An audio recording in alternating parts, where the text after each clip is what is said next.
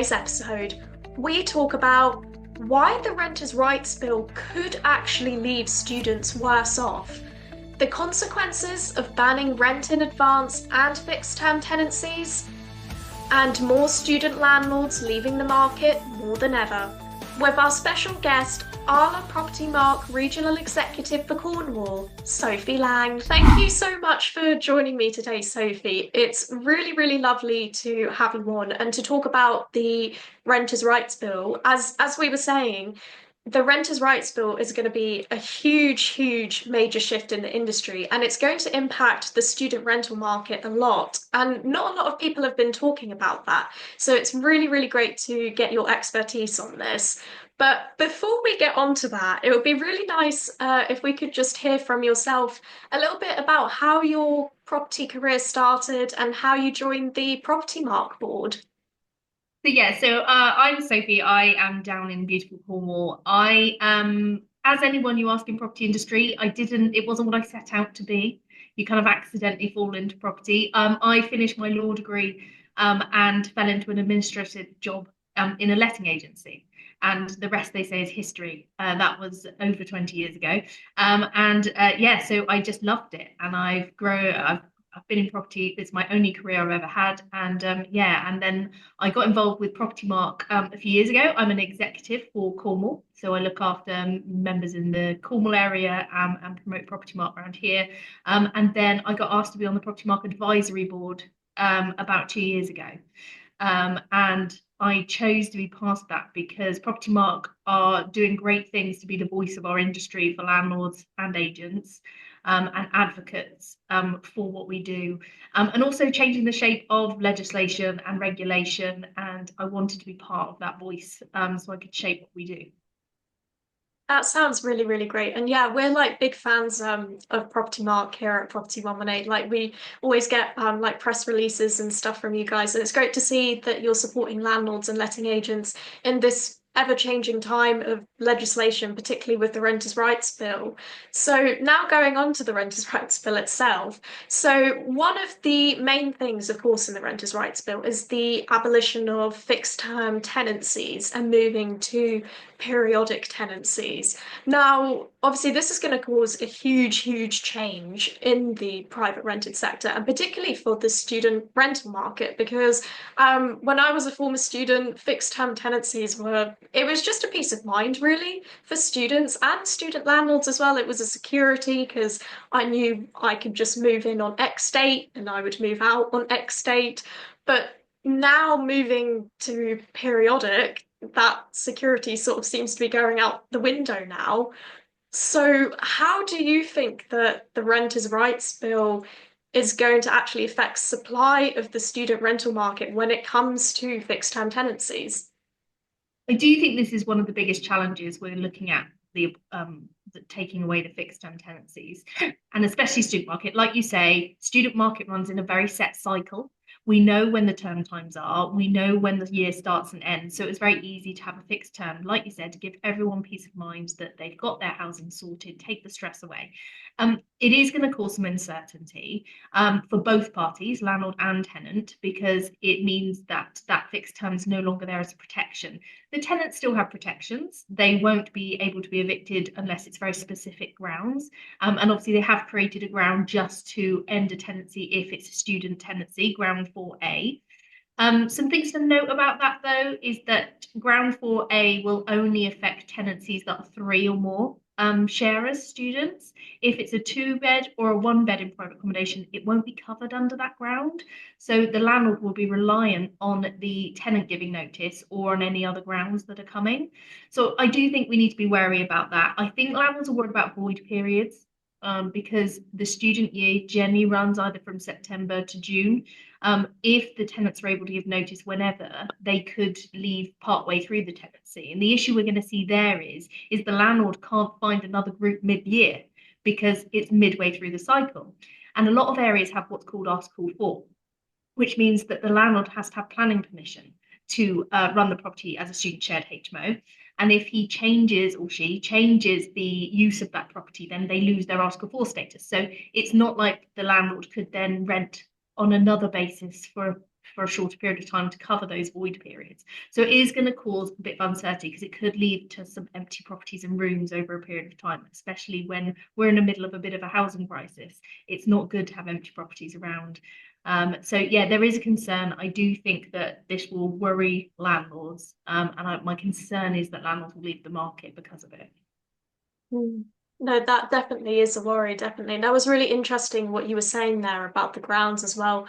Particularly as well, you just said like during the mid-year cycle that students could just not leave. And then of course, if you get another group of students, they might want that accommodation as well. And so that's just going to cause even more problems for students because, as you were just saying, we're in the middle of a housing crisis and there's not a lot of accommodation for students. And we'll talk more about like purpose-built student accommodation later on, but a lot of students rely on the private rented sector because it is cheaper than purpose-built student accommodation. That's right, it is. And also, students like living in a home environment. I know when I was a student, we lived as a family. There was a group of friends of us and we lived in a house. Purpose built is a bit more, studio bed sit type. And, when you're out in the world and you're getting this experience, you want to live as a family and with your friend and have that experience out on your own.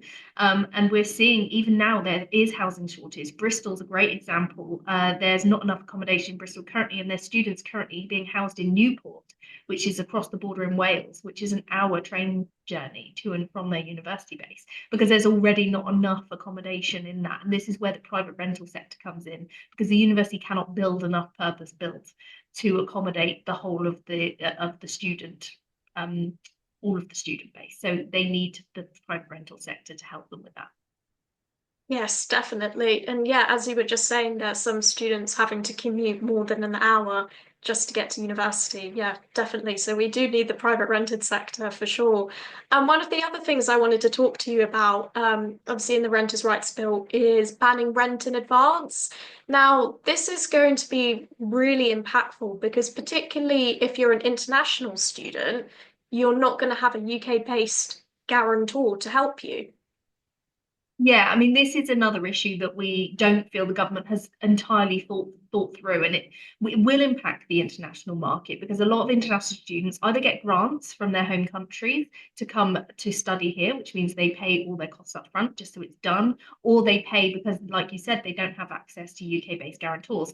There are some great products coming onto the market or on the market that are guarantor replacement schemes, but not all landlords accept those. I think the other issue we're going to see is rent in advance. Is a lot of students like to pay their rent in advance when their student loan comes in. So they know that their term is paid for and that they're sorted. As agents and landlords, we're not going to be able to accept that anymore. And that means that money management is going to become much more important for student tenants. If they do have a loan, they have to make sure that they money manage themselves to be able to make sure their rent's paid every month. And I was a bit confused by this one because a lot of times we ask for rent in advance is at the tenant's request. It's not necessarily, unless it's international student where they don't have a UK based guarantor, we don't generally ask for rent in advance. So this is actually a tenant-led thing that tenants want and helps them. So actually to ban this makes no sense to me because actually it's just going to limit students' access to affordable homes. And when at a time when we're trying to encourage more of our young people into higher education, we're actually making it so less people have access to higher education, and it's only going to affect the most vulnerable. So you'll find that only the wealthy will be able to afford to go to university going forward, which I don't think is right. No, definitely not. And as you were just saying that, it's going to affect a lot of vulnerable students. And as you were just saying that a lot of students actually ask for rent up front because it's security for them. And as we were saying, like peace of mind as well. So with that all being said, with the abolition of fixed term tenancies, obviously that's going to affect the student rental market, banning rent in advance. That's going to affect international students. So do you think in some aspects this bill could actually leave students worse off? I do really think that. I think that the bill, I understand why the bill's been put forward and I understand the reasonings behind it, but I think that the bill has been created for residential market. and it's not taking into account the student market and how much this is actually going to negatively impact students in the UK. And my concern is that the stock will go down. I think that the cost to landlords is going to go up, which inevitably means the rents need to increase. And then that's going to then make it less affordable for students to be able to attend university because the one, they can't find accommodation, and two, when they do find accommodation, it's not affordable. Mm. Exactly, exactly. Well, I hope that if any government ministers are watching, that they are listening to what actually needs to be done for the student rental market. And obviously, we were just speaking a little bit before about the purpose-built student accommodation. So I just want to move on to that now in more detail. So I think we did like an article, I think it was about a year ago now, that said that purpose-built student accommodation was actually going to be exempt from the decent home standard. Again, we haven't really had too much from the government about what is actually going to be the decent home standard. But I think as well, correct me if I'm wrong, that purpose-built student accommodation will still be able to keep issuing ASTs, fixed term tenancies. So do you actually think that this is actually quite unfair? Yeah, absolutely. The way it's written, the purpose-built accommodation is going to be exempt from a lot of the Renters' Rights Bill, which is crazy to me. One, if we go into the decent home standards, I feel the decent home standards is a good thing. I think there is currently there is a lot of decent home standards in other forms already in place. However, I do think that this is a positive thing to make sure that accommodation is good, safe, and well presented, and everything that goes with that. The decent home standards is very old. I do think it needs a rewriting, but if we're exempting purpose builds from that, then we're not setting the standards of what purpose built needs to be. And that's not fair on students because we're expecting them to take subpar accommodation, which should not be the way it is. And then if we look at it being exempt from the fixed terms, is that that can function normally on the normal fixed term basis, which is great. But I don't understand why then they cannot exempt private residential student accommodation providers because they're doing the same thing. And it's the only thing that makes it different is that the purpose builts have been built by developers or the university. But that's the only difference. They're still providing the accommodation to students. So I do think it is unfair, and it's going to cause a bit of disparity between the two types of tenure that student tenants can get. Exactly. I do think it is unfair as well. Particularly as I was just saying before, a lot of students rely on the private rental sector because it's more cheaper than purpose-built student accommodation. So it seems quite unfair that private landlords can't issue fixed-term tenancies, but purpose-built can. And so it's It's just kind of extremely creating it a frustrating. big mess. It is a big mess, and it is something that we're looking at that is worrying, and it's making things quite uncertain going forwards of how everything's going to work in practical terms. And I do worry for the students because although landlords are impacted, this is going to massively impact students who are studying. I mean, students go into study to get good careers and have a qualification in what they're looking for. But actually, now they're going to have the stress of not being able to find somewhere to live or it being non-affordable, which will then mean that for a lot of vulnerable people, university will no longer be an option.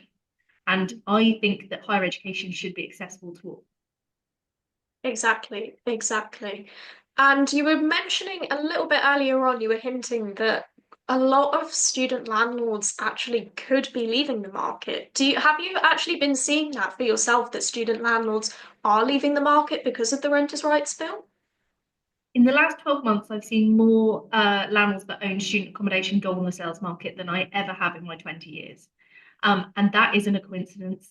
That is because they are worried about what's coming and how it's going to work practically, because the government can't give them those answers of how this is going to work. And any uncertainty is always going to cause fear, and a fear reaction is to run away. So we are seeing more sell up, and my concern at the moment is that they're not being sold to other investors to keep in the student market. They're being sold to owner occupiers, which means that they're going to be removed from the student market, which means less available housing, where we're already seeing not enough housing in some student markets across the UK. We're going to see less so, and that what that does is create more a supply and demand issue, and also rents increasing. and students finding accommodation is quite a stressful thing. If you're going from year one, where you're generally in halls, to year two, and you can't find somewhere to live, it's going to affect your future prospects at the uni, which is a big concern. It is a really big concern. And yeah, as you were saying, when I was a former student as well, like you have to start looking for accommodation really early. Like I remember looking for accommodation, I think in about like January, ready for like the next term. But then obviously now, as I was saying, it's kind of going to be quite a big mess. And if a student landlord decides to take their properties off the market, there's not going to be enough supply. And as we were talking about, students are literally living hours away now from their university accommodation. So it at the moment it's not looking very good for students. But I was wondering, so with Propertymark, what are you guys doing to actually help protect the student rental market? Are you helping, are you lobbying the government to help landlords stay in the market and help protect the student rental Yeah, market? so the policy team at Propertymark have been working really hard with the government, especially on the student issue, because they know this is an issue, and they have been lobbying. They've been speaking at all the evidence, all of the committee stages, to give evidence. It's currently with the House of Lords, and Propertymark and their members have sent about, I think it's about 800 letters to the House of Lords about varying issues with renters' rights, but students being kind of one of the big ones. And the Lords are responding and listening. And I think they've been tabling a few things to do with students about whether they should be exempt. There's no promises that anything they put forward will be accepted by government because Labour has a massive majority. But Propertymark are very much on the pulse of this. And have been lobbying hard about students, about whether they've been putting forward suggestions about whether student private rental accommodation for students should be exempt from parts of the Renters' Rights Bill, that fixed terms should be only usable for student rentals. So there's lots of suggestions of how it could be amended to protect that market, but we have to wait to see if those suggestions are taken on board. Yeah, exactly. We just have to wait to see. I know the Lords are currently debating the Renters' Rights Bill in the committee stage, so hopefully there could be some few amendments in there to help students. And now I want to ask you, I know it's a big question to ask, but what do you think of the future of the student rental market? I mean, I think it's a little bit uncertain at the moment. I do think that obviously universities exist and universities are still businesses and they need students to come in to the universities. So I think at some stage this will have to be addressed. I think we won't see the full impact of it until it gets fully announced and we have the full details and an implementation date. I do think it's going to be something we need to navigate. I think it's going to change how we rent students. I don't think you'll be looking for accommodation in January like you do now. I think that that will come later in the year. And I just think it's something to definitely watch out for. I think the government need to be very aware that this could have unintended consequences to the student market. But at the moment, it is a little bit uncertain. Exactly. It seems a little bit uncertain, but it's great to hear how Propertymark are lobbying the government, particularly with those amendments. So fingers crossed. And before we finish, I would just like to ask you, so today there's some new sanctions coming in for letting agents. I was just wondering if you could just be able to explain to our viewers a little bit more about that. Yeah, of course. So as from today, the new sanctions have come in for lettings. Now, before sanctions and AML checks, anti-money laundering, for anyone who doesn't know what that is, has only been really in place for sales, mostly to a degree, but they've now extended this to the lettings team. So what this means is that every time we transact with a landlord or a tenant, we have to do a sanctions check on them to make sure that they are who they say they are, and that everything's above board. So it does mean extra work for agents and landlords because we have to now check our landlords and every tenant and guarantor. So that started from today, which has been yeah, a bit of a change for us agents with a lot more work. And correct me if I'm wrong, but is there going to be some like fines to do with this if you don't obviously do these checks. I think it's something like £1 million, something. Yeah, the thing with AML checks, it is generally quite high fines for anything like this, and it can also be criminal. We can also have, as agents, if we don't do that, we can have what's called our client money protection taken away. So that's basically an insurance we have in place to protect our client money, which we have to have legally. And if we are seen not to be doing these checks, then they can take that away, which means technically we can't then act as agents. So it is quite serious, the fines involved with this, and it is just to tackle money laundering, as we are seeing more and more in the property world of money laundering than other industries. So yeah, as you said, there's some really important rules coming in. So for any landlords or letting agents that are watching, I hope that that was useful. So thank you so much, Sophie, for joining me today. It was really, really great to have you on, particularly to talk about the student rental market, as I don't think it's something that's talked often about with the Renters' Rights Bill. So thank you so much for joining me today. Lovely. Thank you so much for having me. It was really good to chat.